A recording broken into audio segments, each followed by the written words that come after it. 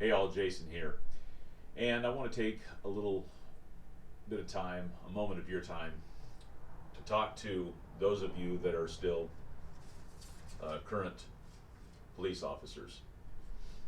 There's 800,000 of you across the United States of America, and we're living in a time that is unprecedented. And so I want to just speak to you, those of you that are Christian police officers, because over your career, for some of you that are probably 20, 30-year vets, you're used to having societal blowback when certain things transpire.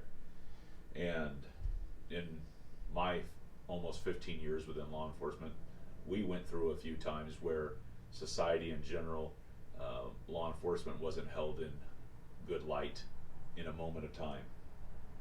But what's going on today is something that I don't believe the American police officer obviously has ever experienced it, especially when they are truly now taking votes in local government on defunding police officers. I also want to say, for those of you that are listening, what you do is a noble profession.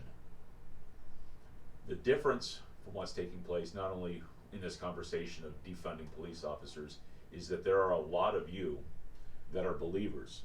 You are born again children of God, and you're finding that the church in general, or more specifically, that there are specific churches that are now leaving you high and dry. You're feeling isolated, and the stress of that now, I believe, has overtaken some of you. And maybe it hasn't necessarily overtaken you, but it's bothersome. And I agree with you.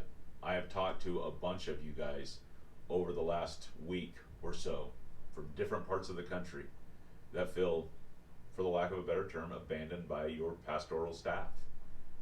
I want to also drive something else home, that man's going to fail you. Your pastor's going to fail you. He will never fail you. I will never leave thee nor forsake thee. By the way, that's to the American police officer as well. If you're a child of God, if you're one of his children. And so I want to encourage you. There's two things that I want to drive home. Is I believe Romans chapter 13 was written to the Christian police officer.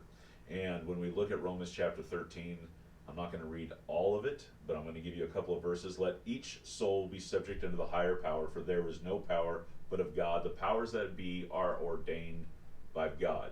Now listen, whosoever therefore resisteth the power, resisteth the ordinance of God, and they that resist shall receive to themselves damnation. For rulers are not a terror to good works, but to evil. Wilt thou then be afraid of the power? Do that which is good, and thou shalt have the praise in the same. And then verse 4 of Romans chapter 13 says, For he is a minister of God to thee for good. But if thou do that which is evil, be afraid, for he beareth not the sword in vain. For he is a minister of God, and a revenger to execute wrath upon him that doeth evil. Guys, I believe you're called by God. You are there to protect and serve. The person you were 2 weeks ago before this happened is the same person. Now, you may have changed as a result of some of the stuff that's happened, but I'm talking about right here. And so I want to encourage you, those of you that are protecting the thin line and stepping in between chaos and anarchy, guys, continue to fight the good fight. I'm heartbroken just as much as you are from what's happened across our country and what's taking place in some of our communities. But listen, you're not the only one struggling through it. You're not the only one stressing and having a difficult time. But listen, we serve a God that's in control.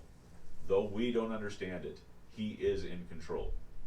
So I just want to encourage you, stand firm in your faith. If your church, your pastor, has stepped off, doesn't affect who you are as a believer in Christ. So stand strong in your faith. Know that you have other brothers and sisters in Christ and other brothers and sisters in blue that are standing strong and standing with you. Jason signing off. God bless and have an awesome day.